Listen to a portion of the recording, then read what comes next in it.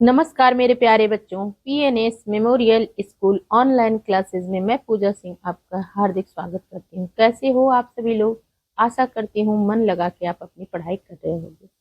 हम लोग अन्योक्ति विलासः दूसरा अध्याय द्वितीय पाठ जो है उसका वाचन करेंगे और फिर हम लोग उसका अर्थ समझते हुए, भाव समझते हुए, अनुवाद समझते हुए आगे बढ़ेंगे।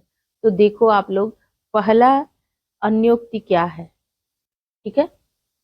नितराम नीचो अस्मिति त्वं खेदम कूप कदापि मां कृथाः अत्यंत सरस हृदयो यतः परेशान गुण ग्रहिता असि।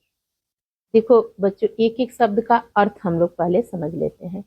नितराम, नितराम मतलब नीचो, पूरा ये देखो, नितराम मतलब अत्यधिक, अत्य, सब लोग मेरे साथ ही लिखते चलो, अत्यधिक, अत्यधिक लिख लिए। अब नीचो अस्मिति मतलब नीचः धन अस्मि धन इति, मैं नीचा हूं या गहरा हूं।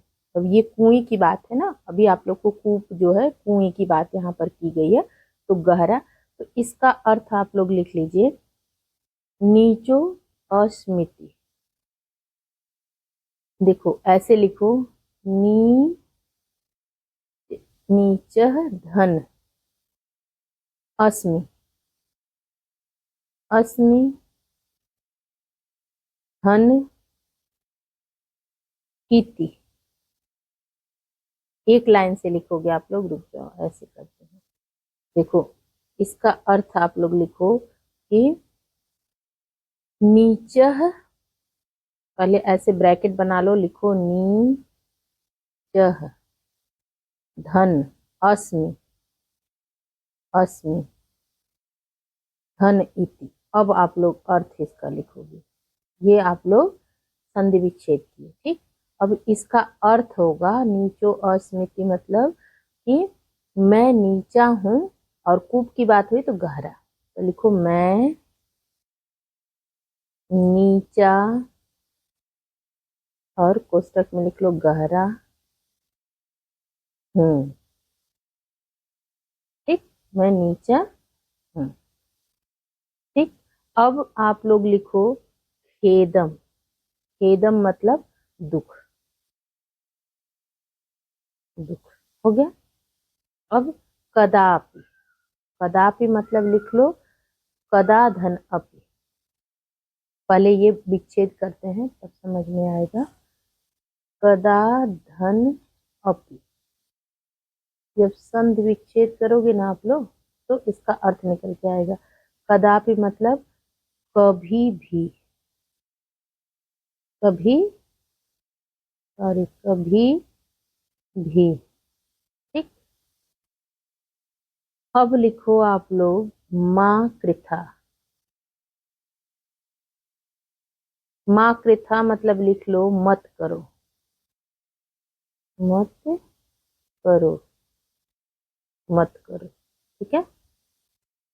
अब आप लोग लिख लो यतः, अत्यंत सरस हृदय मतलब अत्यंत ही सरल सरस, जिसको बोला जाता है कि बहुत ही सरल रहे तो वो अत्यंत सरस हृदय। ये आप लोग मतलब बहुत ही अच्छे हृदय का, जो अच्छा व्यक्ति हो, सज्जन व्यक्ति हो, उसकी बात है इसका, जिसका हृदय बहुत अच्छा और निर्मल हो तरह से। तो यतः मतलब लिख लो, यतः मतलब लिख लो आप लोग कि क्योंकि, क्योंकि, क्योंकि, ठीक। अब आप लोग लिख लो परेशान, परेशान मतलब लिख लो दूसरों के, दूसरों के, ठीक, दूसरों के। अब गुण ग्रह ग्रहिता से, अब इसको पहले इसका विच्छेद करते हैं हम लोग। गुण ग्रहिता धन असी, असी, ठीक है। गुणों को ग्रहण ग्रहण करने वाले हो, रस्सियों को लेने, कूप मतलब कुआं में रस्सी जाती है ना, तो दूसरे के गुण को ग्रहण करने वाला है। ठीक, तो देखो गुण गहितासी, इसका अर्थ आप लोग जान गए कि मतलब गुणों को ग्रहण करने वाला। ठीक है, और कूप किसका, गुणों को ग्रहण करने वाला हो। यहाँ लिख लो आप लोग कि गुणों को ग्रहण करने वाला, ग्रहण करने वाला। ठीक है, हो, करने वाले हो, वाले हो। ठीक है, कूप को, कुआं को कहा जा रहा है। अब वो क्या लेता है गुणों को, रस्सियों को लेने वाले हो। कूप, कुआं में क्या डाला जाता है, रस्सी ही डाला जाता है ना, तो कॉमा करके लिख लो, रस्सियों को लेने वाले हो, रस्सियों को लेने वाले हो, लेने वाले हो। ठीक, अब देखो सब एक एक लाइन का अर्थ जान गए आप लोग। अब देखो इसमें ना, इस श्लोक में सज्जन जो है उनको संदेश दिया गया है कि आपको अपने जो सज्जन है, अच्छे लोग हैं, उनको कभी भी तुच्छ नहीं, अत्यंत सरस हृदय है जो सज्जन है। ठीक, सज्जन है, उनको अपने को कभी तुच्छ नहीं, हमको आपको या जो भी जिसके अंदर भी मतलब जैसे बुराई जो हमारे अंदर, उस बुराई को निकाल दे, तो अच्छा है कि हमको अपने को कभी तुच्छ नहीं समझना चाहिए। तो लेकिन इस लाइन का क्या अर्थ है, कुएं के बारे में कहा गया, कूप के बारे में। हे कुएं, मैं अत्यंत नीचा गहरा हूं। जैसे हे कुएं तुम गहरे हो, नीचे हो, इस प्रकार कभी भी तुम दुख मत करो, कभी भी तुम क्या करो, दुख मत करो। तुम अत्यंत सरस हृदय वाले, जल युक्त हो ना, जल दूसरों को देते हो, दूसरे के गुणों को, रस्सियों को ग्रहण करने वाले हो। ये इसका अनुवाद हो गया। अनुवाद क्या हो गया कि हे कुएं, किसकी बात की गई है कि मैं अत्यंत नीचा गहरा हूं, इस प्रकार कभी भी अपने को कभी भी दुख मत करो, क्योंकि तुम अत्यंत सरस हृदय वाले, जल युक्त और दूसरे के गुणों यानी रस्सियों को ग्रहण करने वाले हो। अब देखो इसका भाव आप लोग अच्छे से समझ लो, अच्छे से आप लोग भाव समझ लो, मेरे साथ ही आप लोग लिखते चलो भाव, ऐसे करके आप लोग भाव लिख लो। भाव पहले अनुवाद लिख लो, हे कुएं, अनुवाद करके लिख लो कि हे कुएं मैं अत्यंत, मैं कोष्टक में कर देना, पहले अनुवाद करके लिख लो, अनुवाद, अनुवाद जरूर आना चाहिए आप लोग को। तो अनुवाद डालिए हेडिंग, उसमें लिखो हे कुएं, हे कुएं मैं अत्यंत नीचा, अत्यंत नीचा, यानी कि कुआं नीचा कैसे होगा, वो गहरा है। ठीक, अपने को हमारी आपकी बात होगी तो नीचा की बात हो है, मतलब है मैं अत्यंत नीचा हूँ, गहरा हूँ, तो इस प्रकार कभी भी दुख मत करो, इस प्रकार कभी भी, इस प्रकार कभी भी दुख मत करो, कभी भी दुख मत करो। ठीक है, दुख मत करो, क्योंकि तुम अत्यंत सरस हृदय वाले हो। कैसे हो, जल युक्त, जो दूसरों के गुणों को, रस्सियों को ग्रहण करने वाले हो। ये अनुवाद हो गया।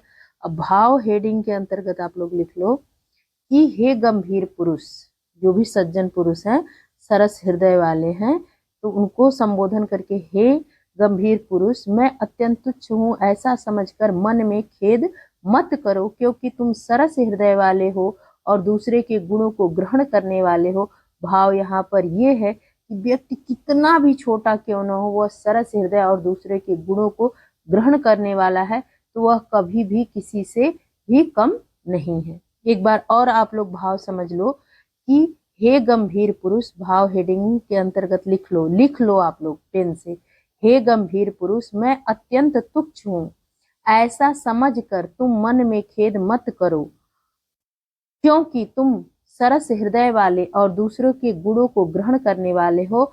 यहाँ पर भाव क्या है कि व्यक्ति कितना भी छोटा क्यों न हो, यदि वह सरस हृदय है, दूसरे के गुणों को ग्रहण करने वाला है, तो वह कभी भी किसी से कम नहीं है। ठीक, अब चलिए आप लोग देखिए दूसरा अन्योक्ति। विलास और अच्छा है आप लोग का, ठीक ना। देखो दूसरा क्या है हमारा कि नीर क्षीर विवेके हंसालस्यम त्वमेव तनुषे चेत विश्व विश्वमिस्मन्न धुन्नान्य कुलव्रतम पालयिष्यति कह। अब देखो इसका एक एक का अर्थ पहले हम लोग जान लेते हैं। नीर क्षीर विवेके, नीर क्षीर विवेके मतलब दूध और पानी को अलग करने में हंस को आलस्य नहीं करना चाहिए, ठीक है। हंस क्या करता है ना बच्चों कि वो दूध और पानी को अलग कर देता है, दूध उसमें से पी जाता है, ठीक। तो नीर क्षीर विवेके हंसालस्य त्वमेव तनुषे चेत, मतलब क्या कहते हैं आलस्य नहीं कर, आलस्य को करोगे, हंस को मतलब कहा गया हंस आलस्य, हंस हंस धन आलस्यम, आलस्यम, ठीक है।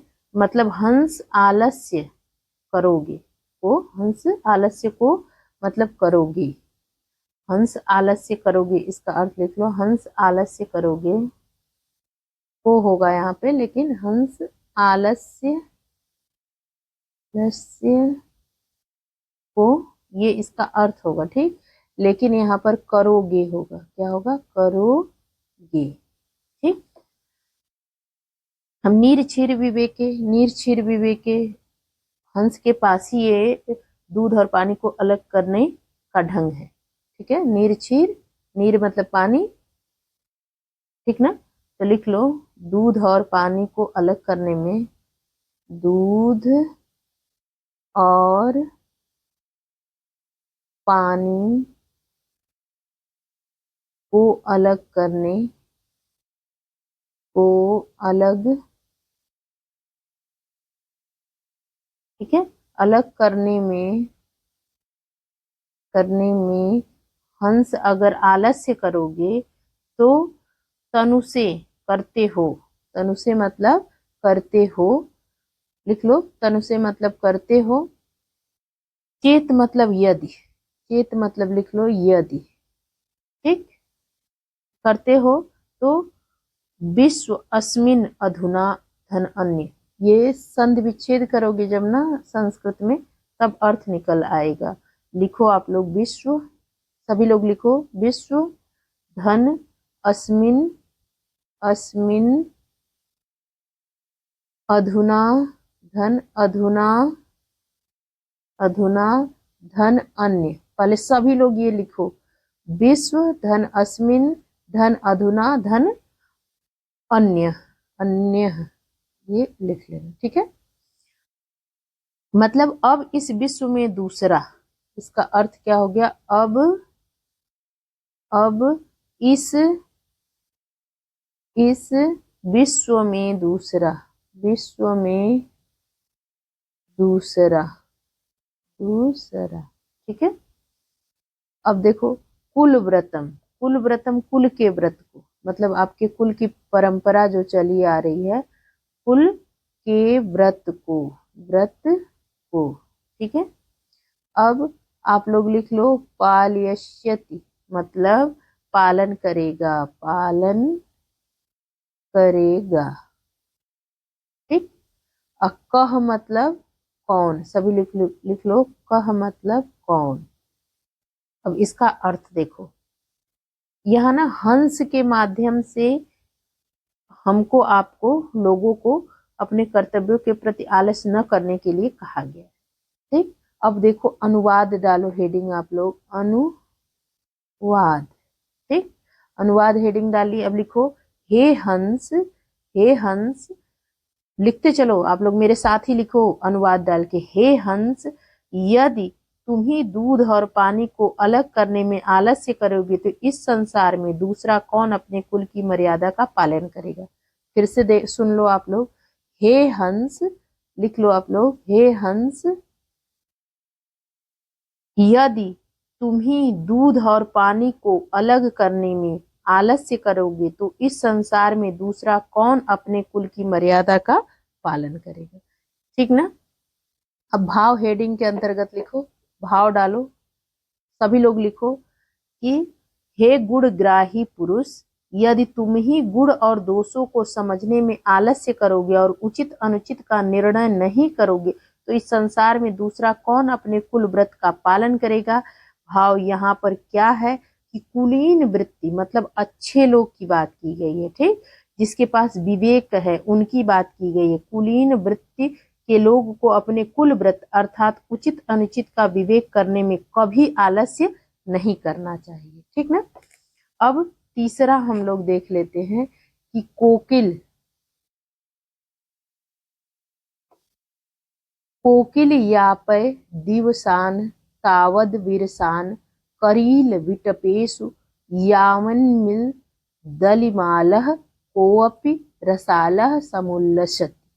अब देखो यहाँ पर आप लोग लिख लो यापय मतलब बिताओ, यापय मतलब लिख लो बिताओ, बिताओ, ठीक है। यापय मतलब क्या लिख लो बिताओ।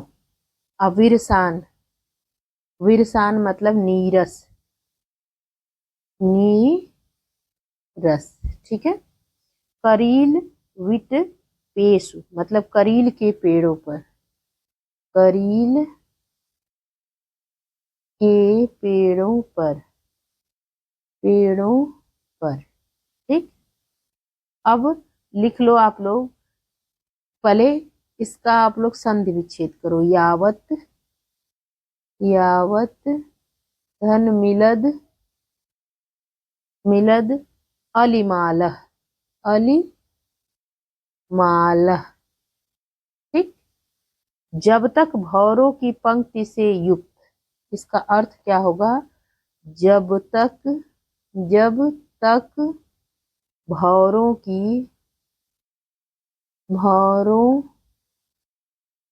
की पंक्ति से युक्त, पंक्ति से युक्त, युक्त, ठीक है। संधि विच्छेद जब करोगे ना कि यावत धन मिलत धन अलिमाला मतलब जब तक भौरों की पंक्ति से अलग, पंक्ति से युक्त, ठीक है, पंक्ति से युक्त होगा, अलग नहीं होगा। रसालह मतलब आम, सभी लोग लिख लो रसालह मतलब आम। और समुल्लसति मतलब सुशोभित होता है, सुशोभित होता है, दो बार बोल दे रही हूँ, सुशोभित होता है, लिख लिए। अब देखो यहाँ पर कोयल के माध्यम से विद्वान पुरुषों को सांत्वना दी गई है कि एक न एक दिन उनका अच्छा समय अवश्य आएगा, उन्हें धैर्य पूर्वक अपने बुरे दिनों को काट लेना चाहिए, ठीक है। जो विद्वान पुरुष हैं उनको सांत्वना दी गई है किसके माध्यम से, एक कोयल के माध्यम से। क्या किया गया है कि धैर्य पूर्वक अपने बुरे दिनों को, जो उनका बुरा समय है उसको काट लें, एक न एक दिन अच्छा समय उनका जरूर आएगा।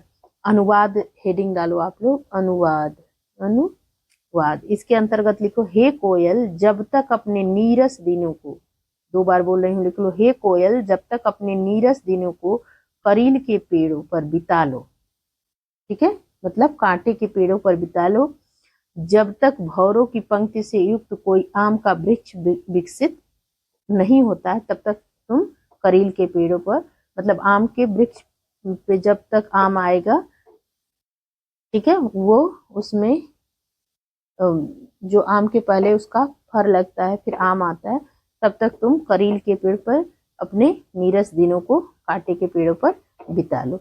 यहाँ पर क्या भाव है, भाव हेडिंग के अंतर्गत लिख लो हे विद्वान पुरुष जब तक अपने विपत्ति के दिनों में, तब तक अपने विपत्ति के दिनों को किसी भी प्रकार बिता लो जब तक तुम्हें किसी गुणग्राही व्यक्ति का आश्रय नहीं मिलता, अर्थात तुम्हारे अच्छे दिन अवश्य आएंगे, तब तक तुम अपने बुरे दिनों को किसी भी प्रकार बिता लो, ठीक।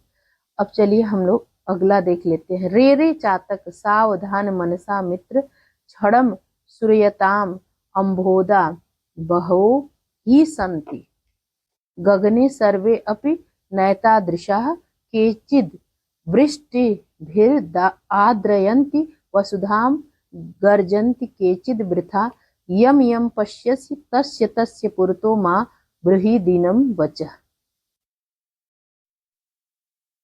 चलिए अब हम लोग ना देख लेते हैं रे रे चातक, रे रे चातक सावधान मनसा मित्र क्षणम, एक मिनट अपनी पेन को निकाल लेने, क्षणम श्रूयताम अम्भोदा बहवो हि सन्ति गगने सर्वे अपि नैतादृशा केचिद् वृष्टि वृष्टिभिरार्दयन्ति वसुधां गर्जन्ति केचिद् वृथा यं यं पश्यसि तस्य तस्य पुरतो माँ ब्रूहिदीनं वच। ठीक। रे रे चातक सावधान मनसा मित्र क्षणम श्रूयताम अम्भोदा बहवो ही संति गगने सर्वे अपि। देखो अब ये किसकी बात की गई ना, पहले देखो अर्थ देख लेते हैं। सावधान मनसा, इसका अर्थ देख लेते हैं क्या है। सावधान चित्त से, सभी लोग लिख लो, सावधान चित्त से। ठीक है, सावधान चित्त से। श्रूयताम, श्रूयताम मतलब सुनिए, सुनिए। ठीक है। अब देखो अम्बोदा मतलब बादल, क्या होता है, अम्बोदा मतलब बादल। ठीक। अब नैता दृशा, नैता दृशा मतलब होता है, देखो न धन एता दृशा, ऐसे नहीं, ऐसे इसका पहले विच्छेद कर दो। न धन, न धन एता दृशा, दृशा नहीं हो रहा है, यहाँ लिख लो एता दृशा। ठीक है, ऐसे नहीं है, इसका अर्थ क्या लिखोगे, ऐसे नहीं है। ठीक है, ऐसे नहीं है। अब लिख लो आप लोग वृष्टि विरार्द्रयंती, मतलब देखो वृष्टि भी आर्दयंती, इसका संधि विच्छेद करोगे जब आप लोग, तो वृष्टि, पहले ये भी संधि विच्छेद भी लिख लो आप लोग, वृष्टि भी धन क्या हो जाएगा, आर्दयंती, आर्दयंती।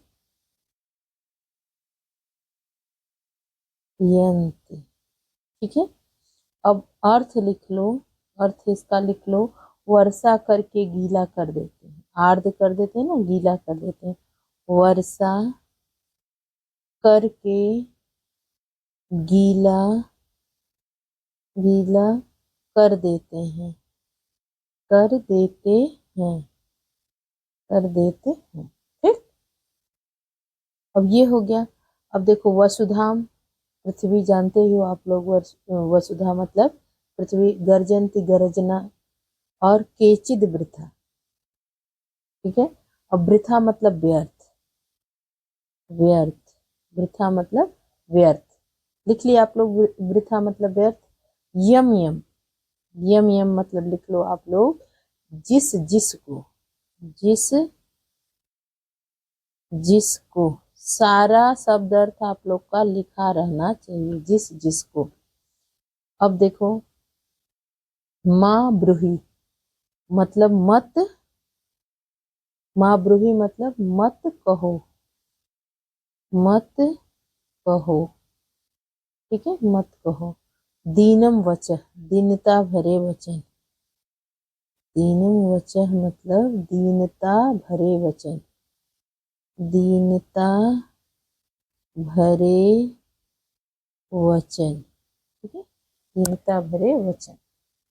अब देखो, अब इसमें ना विद्वानों को यह संदेश दिया गया है चातक के माध्यम से।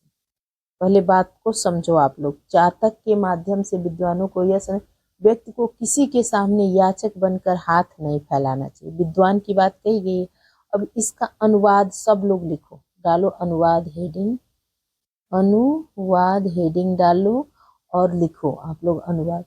हे मित्र चातक, रे रे चातक में, हे रे रे चातक सावधान मनसा मित्र, मित्र तो लिखो आप लोग, हे मित्र चातक लिखो, हे मित्र चातक, हे मित्र चातक, क्षणम श्रूयताम, तुम क्षण भर सावधान, तुम क्षण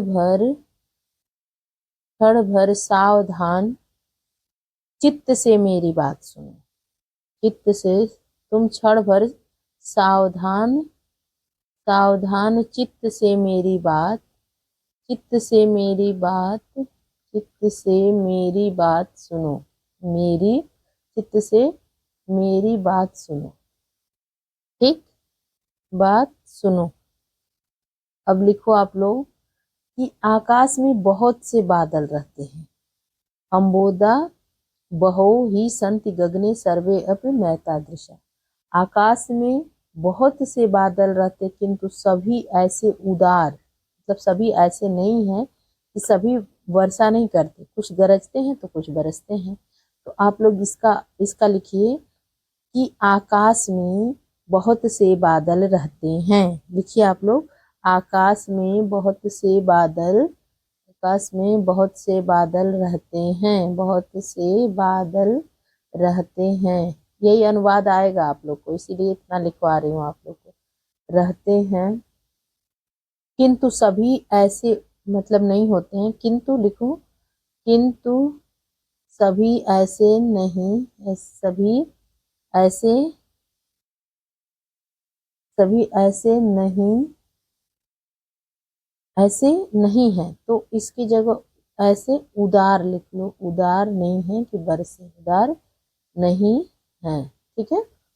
अब लिखो, उनमें से कुछ ही पृथ्वी को वर्षा से भिगोते हैं, केचिद वृष्टि वीरा आर्दयंती वसुधा, कुछ ही क्या करते हैं, पृथ्वी को भिगोते हैं। तो लिखो उनमें से, मैं बोल रही हूँ आप लोग लिखो, उनमें से कुछ ही पृथ्वी को वर्षा से भिगोते हैं और कुछ क्या करते, केचिद वृथा गर्जंती, कुछ बस व्यर्थ में क्या करते हैं, गरजते हैं। और यम यम पश्यसि तस्य तस्य पुरतो माँ ब्रूहि दीनम वच, मतलब क्या है कि तुम जिस जिस बादल को यानी आकाश में देखते हो उसके सामने अपने दीनता पूर्ण वचन मत कहो। देखो ये जो अन्योक्ति विलासा है, आप लोग को दूसरे की उक्ति, दूसरे का उदाहरण देके मतलब आपको समझाना। यहाँ पर चातक के द्वारा, चातक को किसके ये जो बादल है इसके द्वारा विद्वानों को संदेश दिया गया है, चातक के द्वारा। तो अब भाव समझना जरूरी है आप लोग के लिए। भाव हेडिंग डालो और लिखो, मैं बोल रही हूँ वो लिखो, डालिए। भाव हेडिंग के अंतर्गत आप लोग लिखेंगे कि हे विद्वान पुरुष, डालिए हे विद्वान पुरुष, सभी लोग लिखिए मेरे साथ, हे विद्वान पुरुष, मुझसे स्पीड में लिखिए आप लोग। हे विद्वान पुरुष, तुम क्षण भर मेरी बात ध्यान पूर्वक सुनो। देखो, तुम क्षण भर मेरी बात ध्यान पूर्वक सुनो। संसार में अनेक धनवान एवं समर्थ हैं, परंतु सभी उदार नहीं होते। उनमें कुछ तो अधिक उदार होते हैं और कुछ अत्यंत कृपण होते हैं। अतः तुम प्रत्येक से आशा करते हुए उनके सामने हाथ मत फैलाओ, ऐसा समझाया जा रहा है, ठीक। इसका उदाहरण देकर विद्वान पुरुष को ये चीज, विद्वान को यह संदेश दिया जा रहा है कि किसी भी व्यक्ति के सामने याचक बनकर हाथ फैलाना नहीं चाहिए। किसकी, जैसे चातक ना अपनी, अब देखो मैं बता दूंगी तो कमेंट आप लोग का क्या आएगा, इसलिए सबके कमेंट का मैं इंतजार करूँ। जो भी वीडियो देख रहा है बड़ा छोटा, वो प्लीज कमेंट करके चातक से कैसे उदाहरण दिया जा रहा है विद्वान पुरुष का, ये आप लोग से अनुरोध है कि आप कमेंट जरूर करें एक बार, ठीक है। चलिए अब अगला देख लेते हैं हम लोग, क्या है कि न वै ताडनाथ तापनाद वहिन मध्य न वै विक्रयात क्लिश्य मानो अहम अस्मि सुवर्णस्य में मुख्य दुखम तदेकम यतो माम जना गुंजया तोलयन्ति।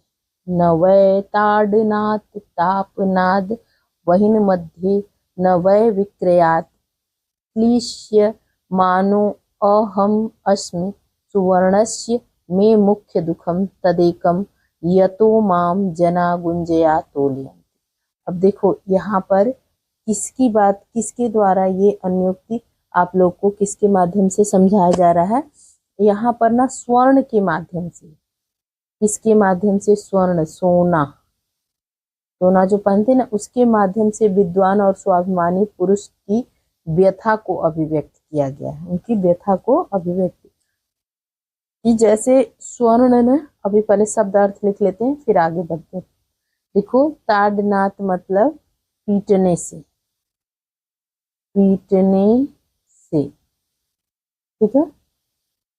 वही मध्य तापनाद, अब ये जो है ये आग में तपाने से, इसमें आग में, आग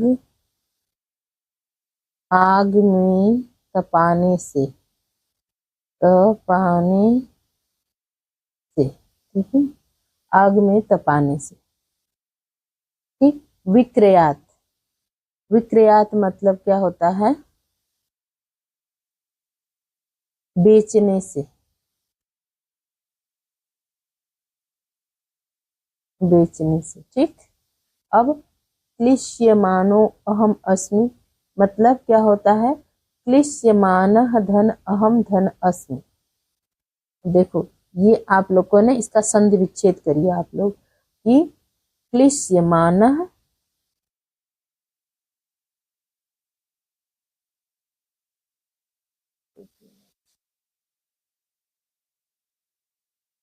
क्लिश्यमानः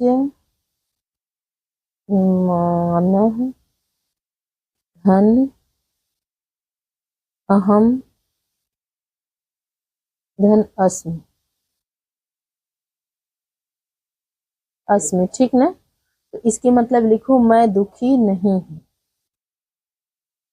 मैं दुखी नहीं हूं, मैं दुखी नहीं हूं, ठीक है, मैं दुखी नहीं हूं। अब तदेकम लिख लो आप लोग, तदेकम तत् धन एकम, पहले संधि विच्छेद करो आप लोग, तत् धन एकम, तत् धन एकम, क्या करोगे आप लोग?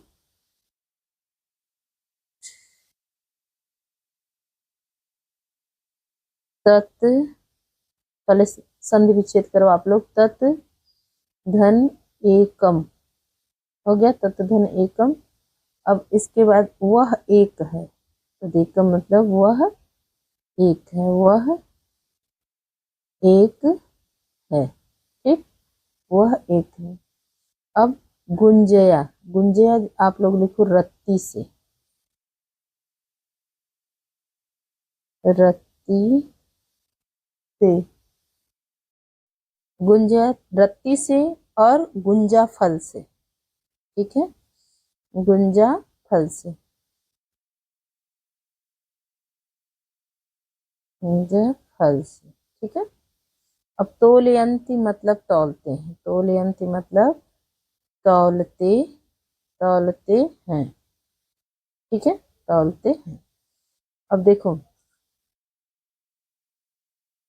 अब देखो इसका अर्थ आप लोग समझ लो कि जो सोना होता है ना, मैं स्वर्ण की बात हो रही है कि पीटने से, स्वर्ण जो है पीटने से, न आग में तपाने से और न बेचने के कारण जो सोना है उसके दुख की बात कही गई है कि सोना जो है वो जो पीट के, सोना कैसे बनता है? पीटा जाता है, फिर आग में तपाया जाता है और उसके बाद हम लोग खरीदते हैं।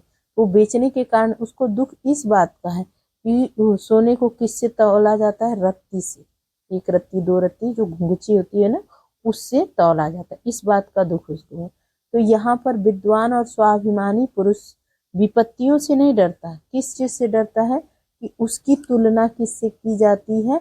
उसको उतना सारे के उसको मानसिक कष्ट कर किसी छोटे व्यक्ति से उसकी तुलना हो जाती है। विद्वान और स्वाभिमानी पुरुष की को उसका अपमान तब तक नहीं होता, उसको एक नीच के साथ उसकी तुलना कर दी जाती है। मतलब गुंजा, सोना कहाँ और कहाँ गुंजा रत्ती, तो इससे इसकी तुलना इससे तोला जाता है।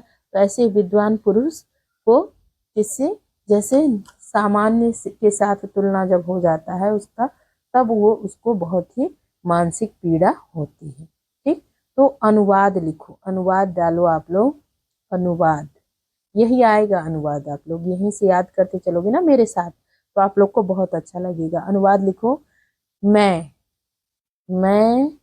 अर्थात स्वर्ण, ऐसे लिखो स्वर्ण, ऐसे ब्रैकेट में कर दो। ने पीटने से, मैं पीटने से, मैं न पीटने से, ने से, न बेचने के कारण दुखी हूँ, न आग में तपाने। अब लिखो, न पीटने, न आग में तपाने, आग में तपाने से, तपाने से, न बेचने के कारण, न बेचने के कारण, के कारण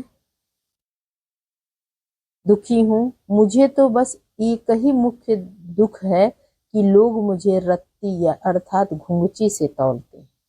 लिख लीजिए आप लोग, एक बार फिर से बोल दे रहे हूँ, मैं स्वर्ण कोष्ठक में कर दिए, न पीटने से, न आग में तपाने से, न बेचने के कारण दुखी। मुझे तो बस एक ही बात का मुख्य दुख है कि लोग मुझे रत्ती घुंघची से तौलते हैं।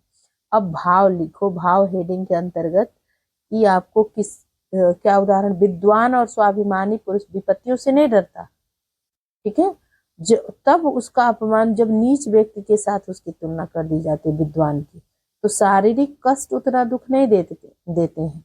यहाँ पर शारीरिक कष्ट नहीं, जितनी मानसिक कष्ट पहुंचाती है पीड़ा ना, तो यहाँ पर क्या कहा गया है कि जैसे कोई बहुत विद्वान पुरुष है, वो कहीं पर फेल हो गया, तो सब लोग कहेंगे क्या पढ़ लिख के क्या तुम किए, क्या निकला। तो एक सामान्य व्यक्ति से उसकी तुलना की, इसका देखो ये इसके उसी के बराबर, क्योंकि अगर उसको नौकरी नहीं लगी, कुछ ऊंचा पद नहीं मिला उसको, तो सामान्य व्यक्ति से तुलना। लेकिन जो नहीं पढ़ा लिखा है और जो पढ़ा लिखा, दोनों में अंतर इतना रहेगा, उसने मेहनत की तब नहीं सफलता, और इसने मेहनत ही नहीं की, तो दोनों में अंतर है। विद्वान का ज्ञान नहीं कहीं जाएगा, ठीक है, तो यही भाव है इसका। तो अब चलिए अगला देख लेते हैं कि रात्रि गमष्यति भविष्यति सुप्रभातम, भास्वानुदेश्यति हसिष्यति पंकजाली, इत्थम विचिन्तयति कोशगते द्विरेफे, हा हंत हंत नलिनी गज उज्जार। देखो, रात्रि गमिष्यति, पहले तो आप लोग इसका संधि विच्छेद कीजिए। रात्रि ऐसे लिखेंगे आप लोग, गमिष्यति, गमिष्यति मतलब रात्रि व्यतीत हो जाएगी, इसका अर्थ लिखो आप लोग। रात्रि गमिष्यति का अर्थ लिखो, रात्रि व्यतीत हो जाएगी, इसका अर्थ लिखो, रात्रि, रात्रि व्यतीत हो जाएगी, व्यतीत हो जाएगी, जाएगी, ठीक है, यहाँ ग लिखना, जाएगी, ठीक। उसके बाद क्या है कि भविष्यति सुप्रभात, सुंदर प्रभात होगा। भविष्यति मतलब होगा, ठीक है, और सुप्रभात मतलब सुंदर प्रभात, सुप्रभात मतलब सुंदर प्रभात। अब भास्वान उद्देश्यति मतलब भास्वान धन उद्देश्यति, इसका पहले संधि विच्छेद करो आप लोग, लिखो भास्वान, सब लोग लिखो मेरे साथ, भास्वान धन उद्देश्यति, उद्देश्यति, इसको ये वाला ख वाला उद्देश्यति, उद्देश्यति हो गया, यानी सूर्य उदय होगा। भास्वान उद्देश्य मतलब कि सूर्य उदित होगा, सूर्य, सभी लिखो, सूर्य उदित होगा, उदित होगा, सूर्य क्या होगा, उदित होगा। हसिष्यति, हसिष्यति मतलब खिलेगा, खिलेगा, ठीक है। पंकजाल मतलब कमलों का समूह, क्या लिखोगे आप लोग, कमलों का समूह, का समूह, ठीक, कमलों का समूह। और इत्थम, इत्थम मतलब लिख लो इस प्रकार से, इस प्रकार से, इस प्रकार से, ठीक है। अब विचिन्त्यति मतलब सोचते सोचते, सोचते सोचते, सोचते सोचते, ठीक है। कोशगते मतलब कमल पुट में बैठे हुए, कोशगते मतलब लिख लो कमल, कमल पुट में बैठे हुए, बैठे हुए। द्विरेफे, द्विरेफे मतलब भौरे के, भौरे के, ठीक है। नलिनी मतलब कमलिनी, नलिनी मतलब कमलिनी, कमलिनी। और उज्जहार मतलब हरण कर लिया, हरण कर लिया, ठीक है, हरण कर लिया। अब एक बार इसका आप लोग कि कमलिनी में बंद, ठीक है, इसका जान लो। कमलिनी के अंदर बंद जो भौरा है वो जीवन के अनिश्चितता के विषय में बताया गया उस भौरे के द्वारा। तो देखो इसका पहले अनुवाद आप लोग सुन लो कि कमलिनी में बंद भौरा सोचता है कि रात्रि व्यतीत होगी, सुंदर प्रभात होगा, सूर्य निकलेगा, ठीक है, कमलों का समूह खिलेगा। फिर इस प्रकार कमल पुट के अंदर बैठे हुए भौरा ऐसा सोचता रहा कि हाथी आई और क्या कर दी कि कमलिनी को ही उखाड़ कर ले गई, ठीक। तो यहाँ पर भाव क्या है, भाव हेडिंग के अंतर्गत आप लोग लिखो, भाव हेडिंग डालो, भाव हेडिंग के अंतर्गत लिखो, मनुष्य तो सुख की आशा में अपने दुख के दिन काटता है, परंतु उनका वह दुख समाप्त भी नहीं होता तब तक मृत्यु क्या करती है, ग्रस लेती है। यहाँ पर तात्पर्य मनुष्य चाहे कितनी भी मधुर कल्पनाएं क्यों न कर ले, किंतु उसके ऊपर कुछ भी निर्भर नहीं, क्योंकि होता वही है जो ईश्वर चाहते हैं, ठीक है।